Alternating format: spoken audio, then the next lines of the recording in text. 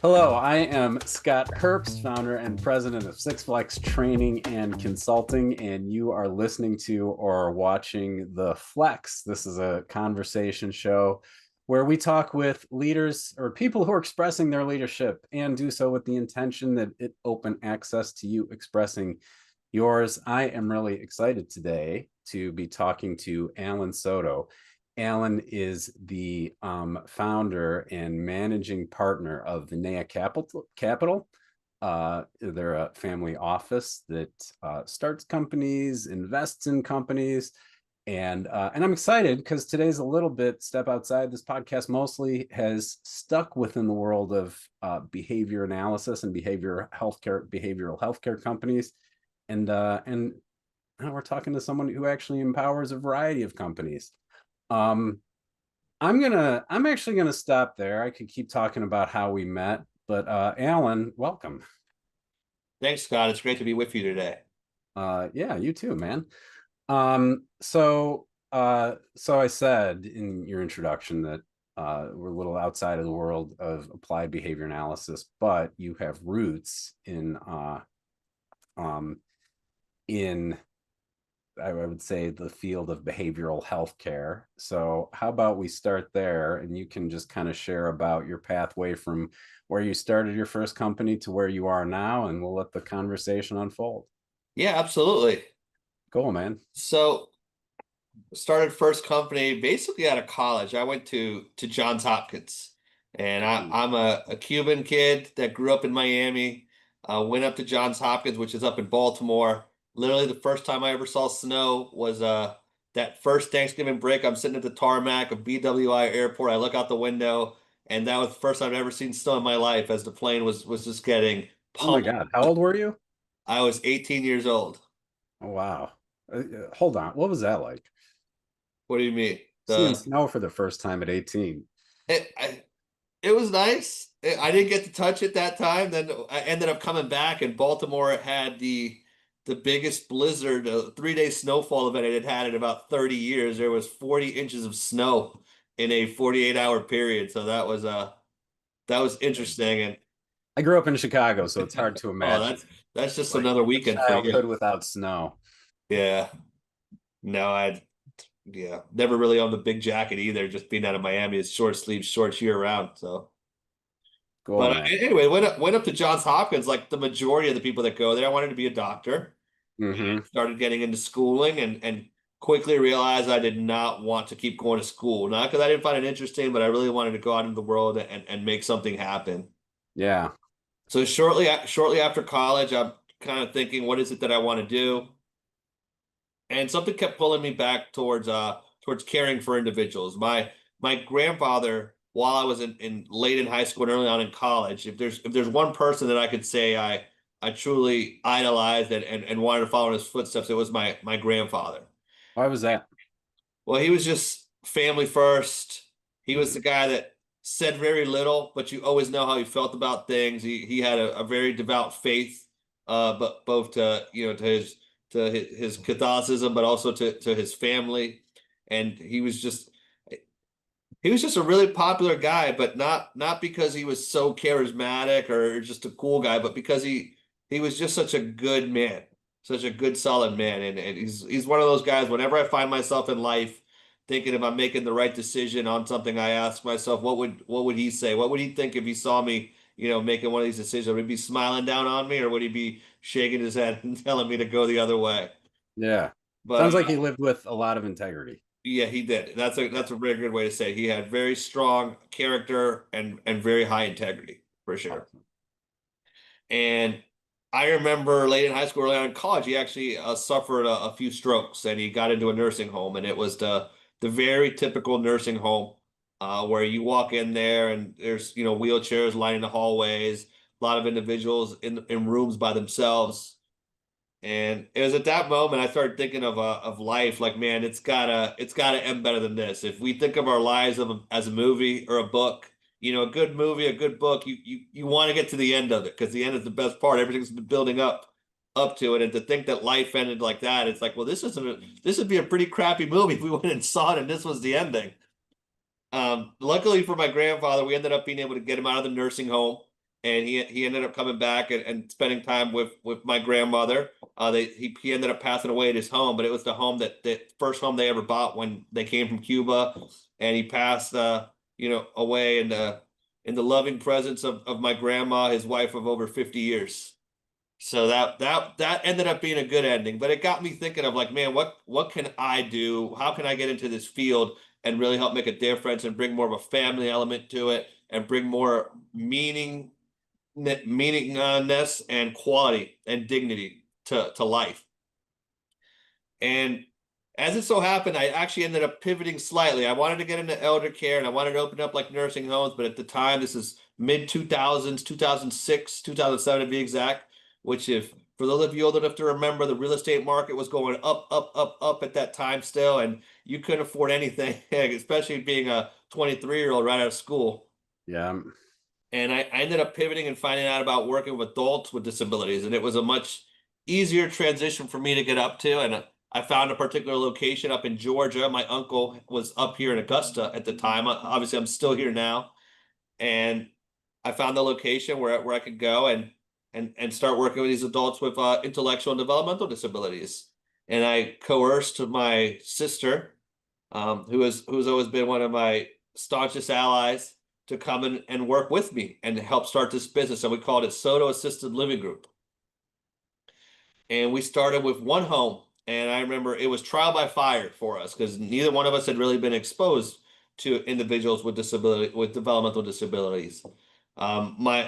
Yes, I had friends that had the sibling with Down syndrome, and I'd watched TV shows and see that's the individual with special needs or something, but I'd never actually truly been in the midst of it. And I also learned early on that there's a high prevalence of a co-behavioral diagnosis. If you have a developmental disability, a lot of times there's another diagnosis there, like schizophrenia or bipolar disorder or schizoaffective disorder. So it was really a lot to learn all at one time. And for the first 2 years of this company, it was literally just me and my sister were the only employees of the company. So we were doing all of the direct care. Wow. And yeah, and something kind of just happened by accident, which I feel like a lot of the good things I've done I've kind of just stumbled into them or completely done them by accident, but then had at least had the presence of mind to realize, wait, this we stumbled into a good idea here. But the fact that it was me and my sister running it, it was truly a family operation. And we really lived on site where we ran this home. So the individuals we were caring for, the majority of them came from institutional settings or foster care type placements. So they really lacked that family structure growing up. Yeah. You yourself are, in tune with different behaviors and psychology and everything. When somebody finds themselves not really having that support system, or they find themselves, everybody that is around them is paid to be there. So it's like literal paid relationships because they'd have first shift would come in to watch them, second shift would come in to watch them. Sometimes, people would leave their jobs. So somebody that they'd gotten used to over a couple of years, all of a sudden was no longer part of their life. Yeah. So they would start building, defenses against getting too attached to somebody. So a lot of the individuals that we had, you could tell they kind of had that wall there with us. It was very hard to get through them. There was a lot of behaviors going on. There was psychiatric components to it as well. And how high functioning were these? It really was a broad spectrum. We had some people that you almost wouldn't even know that there was a developmental disability diagnosis unless you really dug deep and started having them write things for you. And then we had some that were equivalent of a 3 or 4 year old, where you had to do almost everything for them. Okay, all in the same. It was a pretty wide range, but we learned early on that by just providing that family element, like I said, we were living on site. So me and my sister were spending our birthdays there. We were spending our holidays there, our weekends there. We would do little vacation trips with them and take them to places that they'd never been to before and just go spend a weekend. Like I'm in Augusta, that's like 2 hours from the coast. We go to St. Simon, Hmm. Island, which is a nice little beach town on the coast of Georgia. We'd go there. Yeah, my cousin actually lives there. Oh, it's a great spot to live. Yeah, it is. It's great. I love visiting her. But we started noticing that a lot of behaviors that were prevalent early on started going away. And Hmm. kind of we kind of attribute that to the fact that it kind of felt like an actual family relationship. Like that support system felt genuine to a lot of them. And Yeah. because we were living on premise when me and my sister finally decided to hire a couple of other individuals to come help us out as we were growing, we only hired people that we'd want to hang around with because we were going to be there all the time. So we very much kept that family focus, that mission minded passion, crusade mentality for everybody that we brought aboard. Like if you joined our company, you had to be on board and bought into what we were doing.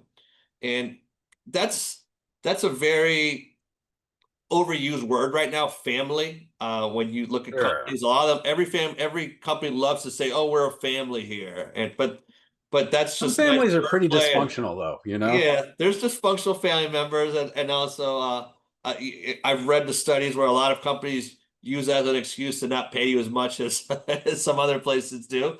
But I mean, Right. we truly were a family. Like that's literally how it started. Like the individuals that we were serving called me brother, called her sister. My dad would come up and visit us a lot, and they'd call him dad, which is always weird because some of the people we were serving were older than him, and they're calling him dad. So that always made for really fun community outings. But man, we loved it. We loved doing that. And we did it for the next 13 years. And we grew that from that one location and slowly adding that way, just adding really good, high caliber, high quality people. We grew from that one location in Georgia to 50 locations throughout the state. Wow. And How I want to talk about that. Because that's something I've seen organizations struggle with, that when they're six people, it's pretty easy to really manage the culture and have that, like, hey, we're a team, um, if not a family environment, right? And then and I've watched this happen where it's like they hit a certain mass and something shifts, and that gets really harder to deliver. And I've seen it go a couple ways, where at some point things shift and you just start to see the conversation in the organization change from, like, we're a family, to, like, I'm not part of this place. Like, there's this place and then there's me. yeah, And you can hear that in the conversations. People are like, oh, this place, like, I'm not part of this place. Or tend to, like, kind of stall out at that place where it's uh it can be maintained, and that becomes a barrier to scaling. So yeah, what do you have, like, can you offer any insights about how to maintain a culture while you're growing, to be an organization, like, you can know everyone in the organization at that point, right? no, yeah, towards the end, as we kept growing, we it I would go to Christmas parties and I'd meet people for the first time that had been working for us for months now. And that always felt really weird to me because I was for those first like 10 years, I was just I knew everybody, I knew birth dates, I knew, kids' names, I knew what was going on, their spouses. And it was always great to be able to go into a location and it's like and be able to ask somebody, oh, how was your daughter, son's graduation? Oh, I heard, you know, is your husband doing all right? Did he, if there was an illness or something like that, how's your mom doing? Being able to ask those sort of questions because you really knew the people, it developed that sort of culture that you're talking about, where it really feels like a family and a real tight knit team, and everybody's, rowing the boat in the same direction, and everybody's on the same boat. And then as you get bigger, it feels like, all right, we no longer have just a boat. It feels like we have an armada, and I have no idea what that boat over there is doing or who's on that one. And I think at that point it really becomes important. And we've struggled with it lately because we'll talk about the company that I'm doing now, and it's grown not just size wise, but geographically, which is another element to it. But at Soto OG, one thing that was awesome was even though we grew we were still geographically in the same area, like within an hour drive. You could get from our farthest locations, our two farthest locations, and that made it very possible to maintain those touch points in person. Like I love that acronym MBWA, management by walking around. I think that's really important. And a lot of times, as your company gets bigger, uh, the C-suite and the founders and stuff tend to get further and further removed from the crux of the company, which is the front lines. In my case, it was the direct care, the individuals we were serving, and the direct care staff that was serving the individuals directly. And I really enjoy just being able to pop into the houses, pop into our day programs where we're providing community skill and job placement and job coaching services, and just saying hi to everybody. Not just the people that work there, but even the individuals we were serving. It really, if there's nothing that will make your day better if you're having a bad day or a busy day, than just walking around those locations and see the difference that you're making, that that your work, the impact that your work is having. And It's awesome. Can I yeah, you're just reminding me, my first job out of college was similar in that they'd grown from and I think probably did some I mean they had all sorts of services. The division I was in ran group homes for adults with disabilities, right? yes, But they had a whole mental health division and day programs and a lot going on, probably 500 employees. And it really did actually feel like it felt very family. We didn't use that word, but I saw, in myself and my coworkers, a lot of investment in what we were doing, and a lot of pride in the organization and what we did. And so I'm listening to what you're saying, and I'm like, oh yeah, like they really did find ways to make sure that we felt connected, not just to our little thing, but to this. Like everyone knew who the CEO was, and he was visible, and I also knew who like the other executives were, and they did something. I don't even remember what it was necessarily, but there was like a sense of people are approachable here, and human being and relatable. So I just can hear that in what you're sharing about management by yeah. walking around, right? And actually being visible and staying in touch with the front lines and so on. Yeah. Yeah. So just kind of expanding on that, like the approach, it's important that when you say you're approachable, or you use the phrase "my door's always open," that your door actually be open when people come, and that you're not completely caught off guard when one of your frontline team members comes to try to have a conversation with you or express a problem. So I always try to be there. If somebody teams me or texts me, that I am actually responsive to their needs, and that I show that like I really am approachable. And then to your point, you're talking about how do you keep that tight knit feel as you're growing.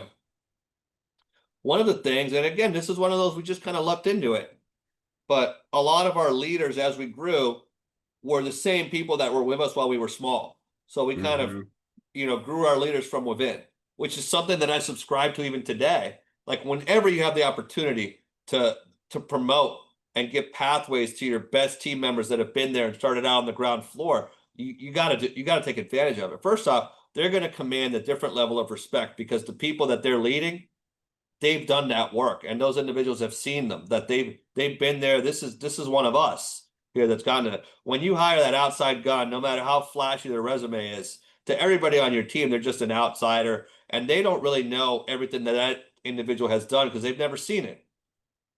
So if you get those leaders that have come from within and they know how you poured into them, they're going to continue that. They're going to have modeled their leadership after your leadership because that's the organization they came up in. So it's a way to kind of maintain those touch points and grow the organization intentionally. As soon as you start bringing people from outside in and putting them into leadership roles, the culture is going to change a little bit because you're giving somebody too much power that hasn't been exposed to your culture yet. So Yeah. they're going to start incorporating elements, good or bad. They might bring good ideas that you didn't have. They might improve certain elements of your culture, but they're also going to change it.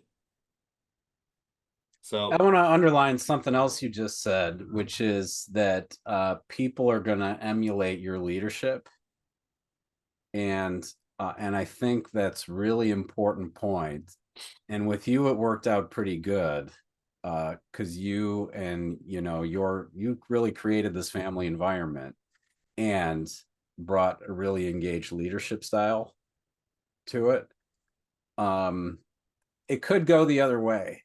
So if you're developing a team out there, whether you're a new leader, you've got your first team, or you're starting a company, whatever, this is just for our listeners here, really pay attention to your own leadership practices and don't be intentional about it. Look at who you want to be and then be that person, is what I'm hearing, right? it is. It is. It's like you said, it's being that person. Not I've learned I'm a parent. I have an 8-year-old son and I have a brand new 16-week-old daughter tomorrow. Congratulations. Thank you, thank you. And one thing I've learned already is like kids are going to emulate what you do more than they're going to emulate what you say. And it's the same way in leadership. Like, yeah, you can talk all about the best ways to do things and all about the best ways to be a leader and the best way to do this job, but they're going to see what you do, and that's going to be the true benchmark. So, like, if you're talking about how important it is that we're a family, then you better be treating everybody like a family. If you're talking about how important it is that we all communicate, then you better be communicating. If you talk about how important the client that we serve is, then they better see that the most important thing to you is the client. So, Awesome. yeah. And we just kept trying to instill that, instill that, instill that. Another thing that I learned, and this was I'm a big Dave Ramsey fan, and not a lot of people know him for his finance advice, but he actually has some really good advice on entrepreneurs and leadership. And he talks about servant leadership a lot, where it's like, kind of serve up, like be there to serve your team, remove obstacles from your team. And if you serve your team, remove obstacles, are clear on their goals, and not just on their goals, but are clear on what the score is per se. So it's does your team know that they're winning? Does your team know that they're doing the right thing? Because a lot of times as leaders, we're very good at pointing out when somebody messes up, but we're not very good at pointing out when somebody's doing the right thing or when somebody did something awesome. So reward the behavior that you expect and desire. That doesn't mean you have to do it financially, although that helps too, but it's just bringing it to their attention that you recognize that they're doing a great job. Because if somebody doesn't know if they're doing good or bad, or they know that they're doing bad because somebody comes in, every time they do something not necessarily right, somebody comes in, but they can kick butt for, 99 times out of 100 and nobody says anything. They're going to start getting that hamster wheel feeling where it's every day I'm go, go, go, but I don't know if I'm doing good or bad. So, and Yeah. don't become the leader that when you walk in the door, everybody says, "Oh no, what do we do now?" So become the leader that people actually enjoy you coming around and seeing and talking to you. Yeah. I can't underline that one enough. The image I just got was I was trying to imagine what sports would be like if that's how sports worked, where you only knew if you screwed up. Yeah. And I'm like imagining like, well, what would bowling look like if I don't know, like you just got a little shock or a little poke every time you threw a gutter ball, but you couldn't see pins fall down, you couldn't hear anything. It was just like you throw a gutter ball, you get shocked. And bowling would suck. Yeah, I've heard that before. What is it like? It'd be like an organization without communication is like a bowling alley with the lights turned off. There's a lot of noise going on, a lot of stuff happening, but nobody knows what's going on or if anybody's doing well. So Awesome. yeah, Cool. So you get this to the point of sale. What had you sell? I did. So I grew this company for 13 years. I love Soto OG. Along the way, I also really fell in love with entrepreneurship. I Yeah. started I started a construction company because I Oh. had some I had the negative construction experience with contractors. I said I could do this so much better if this is the norm. Mhm. I ended up starting one of those. And then I ended up learning really quickly that God did not gift me with the skill set to manage that, nor the patience to run a construction company. So I ended up selling that business and just pouring all of my time into Soto LG because it really gave me the fulfillment and the meaning that I wanted from work. Yeah. But there came a point after about 13 years where at the time I had a little 18-month-old son, Cristiano. I think you can see him over my shoulder there with my wife. But I had an 18-month-old son, Cristiano, and I became a, a single full-time dad to him. Mm. And I decided at that point, like I can't run this business. It was literally a 24/7 business. And for those of you listening that own a company or high enough leadership within a company, you realize that even when you're not at work, your brain is still always there. You're responding to emails. Well, in my situation, the work was always going on. It was a 24/7 operation, no matter weekends, holidays, anything. And I decided at that point, like, all right, I need to be the best dad I can be for my son right now. And I can't have that tension in my life where I'm being pulled between being the CEO this company needs or being the dad that my son needs. And I chose my son. And I ended up selling that business and being able to focus on him. But along the way, I was still only in my late 30s. I was not ready to just do nothing. And Yeah. I ended up starting investing in other companies and starting other companies. One of the companies we had was Able Kids.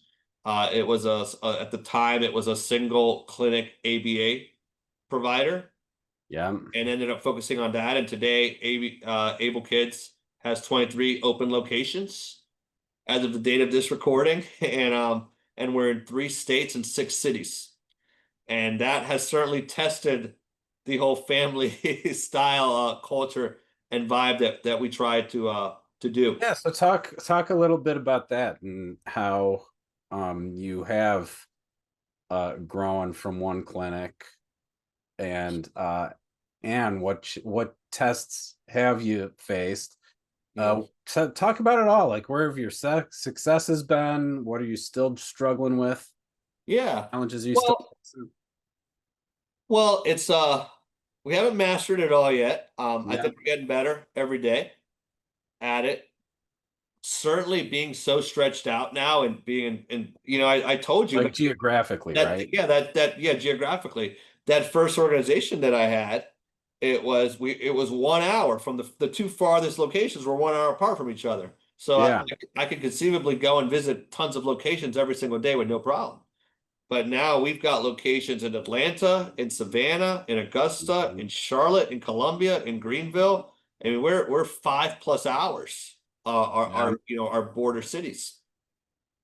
So going out to all of them on a regular basis is no longer feasible.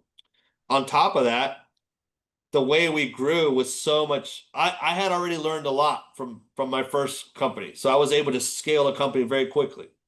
Unfortunately, one of the things that happened was, unlike our Soto LG, where we grew very slowly, organically over time, we were able to kind of, like I said, groom the next level of leaders. But we were Yeah. scaling so fast at Able Kids that we ended up having to hire outside leaders to come in and more seasoned BCBAs to oversee different regions and such.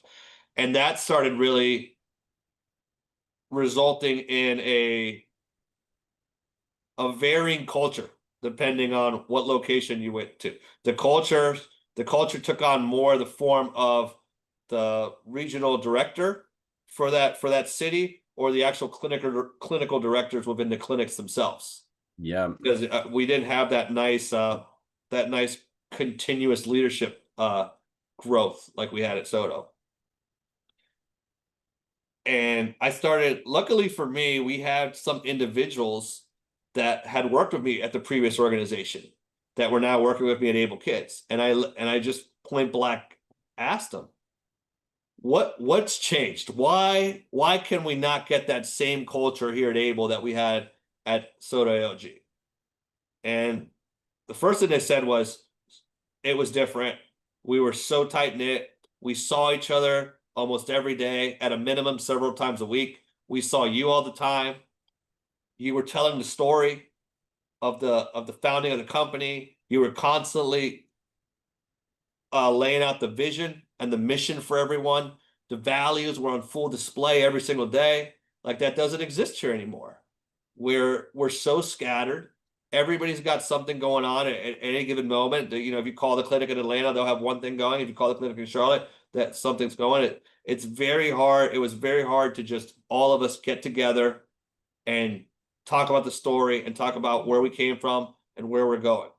Yes. And so I was like, okay, well then we have to start changing some things. Then we have to create those. You're not going to get the organic touch points that happen when you're very close to each other. When you're close geographically and you're always there, the touch points and those stories just happen organically over time because there's just constant interaction. So so we had to change from just organic, accidental touch points to very intentional touch points. Yeah. So we right away, all right, well, one of the things we're going to do is we're going to start doing a full 2-day offsite for all of our admin and BCBAs. So once a year for 2 days, we pay for their hotel rooms. We make it a big deal, and we bring all of our BCBAs, we bring all of our admin, and we put them up, and we have fun. We have dinner that night. There's a lot of engaging activities. We do some CEUs to help keep them, educated. We maybe troubleshoot some pain points within the company during some sessions. The first session of the event is me getting up there, telling the whole story, and I start from the beginning. I start from working in that home with the adults with developmental disabilities to all of a sudden where we are today. And a lot of times that is not a lot of times that is the best received session every time that we've had this retreat, because people come up to me and said, I never knew that's how this all started. I never knew what you actually did to get us here. Because a lot of them, they're meeting me for the first time. They've never seen me in any sort of direct care role. They have always just known me as the CEO of the organization. Yeah. And I was like, oh my gosh, I've unintentionally done to myself what I always shied away from at Soto, hiring outside leaders, because I was always afraid of they would come in and they wouldn't have that credibility and rapport with the team. But a lot of the team here, I might as well be an outsider because they've never seen me You're as not part of their day today. They've never seen me in a role other than sitting behind a desk or on a Zoom call or doing the occasional pop into a clinic once a month or two. And so I'm like, okay, well, we really got to get serious. We really got intentional. So keep getting intentional about this. So we also started we really wanted that cascading effect to happen with our culture. So we started doing retreats, and we tried to do at least one retreat a month. And we'd start and the retreats are like 1 day, and they're for the non-BCBAs. So we'll bring like our clinical assistants, and the clinical assistants are usually RBTs pursuing their BCBA certification and coursework. And so they'll come in, and again, they come in for 1 day. It's not it's not all the bells and whistles of the BCBA admin retreat, but it's still very nice. We put it together. We provide breakfast. We provide lunch. We do some fun activities. We always give away some swag to them. That's one of their favorite things as they walk out of here with new backpacks or hoodies or something to remember the day by. But the first event is always telling the story, telling the values, telling the mission. All right, there's that it's a Zig Ziglar line that I really like, but it says, if you aim at nothing, you'll hit it every time. If you don't have a goal, if you don't have a vision for the company, then don't expect to get anywhere. You're not going to stumble into success. Yes. So we do that with our clinical assistants. All the BCBAs get to nominate. We call it a standout RBT retreat. So they get to pick a RBT that they just think has been crushing at work, and they get to send them to one of the retreats, and we get to pour into them and tell the vision. We also have our lead RBT retreat. I mean, we do retreats. Like I said, once a month, we're having a brand new group of people come into the office, and we're pouring into them. We're telling them the story. We're telling them our values, and they're able to leave, and they're charged up, and they see the company in a way that they've never seen it before. They see the culture now, and they go back to their clinics, and they're able to keep that going. And the idea is, we keep doing this enough. We keep bringing enough people through here. Eventually, that culture starts permeating, even more so throughout the organization. Again, it's just those very intentional touch points as you grow, because they're not going to happen by accident anymore. And then last couple of years, we've also started, we used to do our little Christmas parties by region, and we go to every city. And then last year we said, you know what? If we want to be one company, one culture, then we got to bring everybody together. So we leveled up the Christmas party. We made it a multi-day event the night before, the next morning. We're paying for everybody's hotel rooms to come. We're letting them bring their spouses or their plus ones.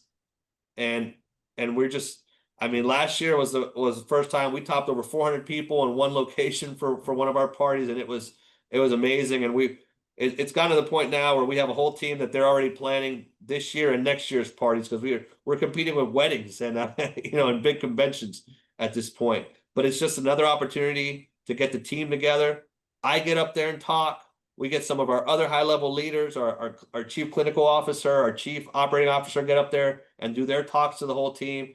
And not only that, but you've got their plus ones there. And this is another really good leadership strategy. Whenever you get to see somebody's spouse or somebody's parents or somebody's kids, brag about how awesome their special person is. If one of your RBTs or one of your team members brings a kid to work and you just happen to see them, I mean, not necessarily coming to work with them, but if you just happen to see them in some setting, tell them how awesome their mom or dad is. And if you see their parents, you tell their parents how they raised such a great person. Yes. Like people really value that sort of those compliments. Yeah. We are getting close to the time we set aside. I want to retrace a couple things I heard. Retrace, underline, connect. Let me just talk for a minute. Yeah. Well, one thing I heard, and I really appreciate this, is you distinguished how in your first company you built a culture very organically, and it was easy. And I appreciate that you really looked at what was missing the second time around. Like, whoa, this doesn't feel the same, and realized you could get intentional about it. And what I hear is that you really hit on the power of connection, and not just connecting people and giving people an opportunity to connect with each other, but to also actually really connect to this idea of the organization. And when I say the idea of it, I mean the thing, like this vision that is really just a statement about like what we want for the future, whether we ever get there or not. Like we're working towards something, right? And mission, like what is it we do, what is it we deliver, what is it we provide, and values, like which I would say, correct me if you have a different understanding, but like how do we go about our vision and mission, like day to day as we do business, like how do we want that to be, like what's the kind of quality of interactions and experience we want, and really making sure and creating opportunities to have that get in with everyone in the organization, and really not leaving it to chance that, like, well, we've created these, we've got them, like no, we're going to get this in with everyone. And the power of conversation in that, like I can hear there's just a lot of dialogue about these things, and intentional dialogue. There is. Like I said, the bigger you get, the more intentional things have to become. Yeah. Especially if you're scaling geographically as well. So awesome. Yeah. We've got just a few minutes left. A couple more questions. What is your next challenge? And what is? Well, we're continuing to grow. And when it comes to growth, it's people have asked, like, all right, well, at what point have you grown enough? Like when do you stop growing? And to us, it's like, well, the demand's there. And we've always been mission focused. So like we want to help people, and we want to provide high quality service and make a difference in people's lives. In particular with able kids, we want to make an impact in these kiddos' lives. And as Yes. long as we can do that with the same level of quality that we did it when we had one clinic, then we want to continue to do it. The moment we're growing just for growing sake, we really need to reassess and reevaluate what it is that we're doing and what we stand for. Because at that point, we're even going off of, we're straying from our values. Yes. So, but continue to grow able kids. And then, like I said it early on, that as I was building Soto LG, I really fell in love with the building process and the growing and planning out strategy. So we've been looking into different avenues to invest in the healthcare space as well. Mm. So, I'm getting back into, well, we've gotten back into working with adults with disabilities. My life has changed a little bit. I've got a wonderful wife, and I've got a great team here. And so we've gotten back into working with adults with disabilities in South Carolina and in Georgia. And Awesome. for those of you that don't know where Augusta is right on the Savannah River. I'm literally looking out my window right now to the right, and I could see South Carolina from my window and Georgia. So it's not as saying that we're in two states is not the big announcement that it might sound like. Yeah. And then we're one thing that I'm doing, we're lining it all up for next year, but I'm gonna actually get into the elder care space and start opening up those assisted living facilities for the Oh, elder care awesome. folks. Yeah, so it's kind of like that whole full circle moment. What I thought I was getting into 20 years ago, I'll actually end up in 20 years later. Cool, So man. yeah. And then I mean, you've shared a lot, but what are you proud of? Is there anything you want to share that you haven't gotten to? I'm proud of the team that we have here. Yeah. We have such an amazing team, and I've had people that started out at the most entry level position that you can have in our company at my first company, Soto, and now they're in C-suite level type roles. And I'm proud to see people that have come here and not just poured into the mission that we're trying to achieve, but continue to grow and pour into themselves.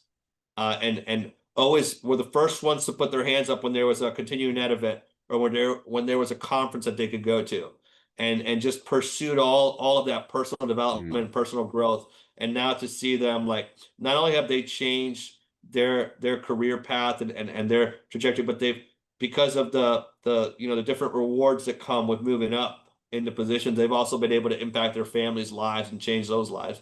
And then, of course, I'm very proud of just the work that all of our companies do and just changing lives. We don't do anything just for the sake of making a profit. There has to be an actual meaningful impact in the community for us to invest in any venture or for us to grow any company. So I'm really proud just being able to say that everything that we do is actually making a difference and making people's lives better. Awesome. And my last question, if people would like to, how can they reach you?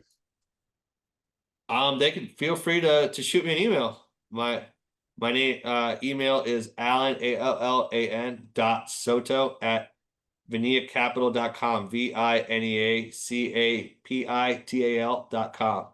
And Awesome. yeah, look forward to hearing from you guys. Awesome.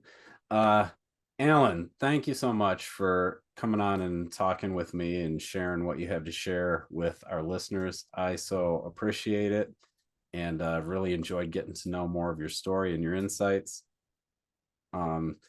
And for all our listeners, thank you for listening and watching, and we will see you here next time on The Flex.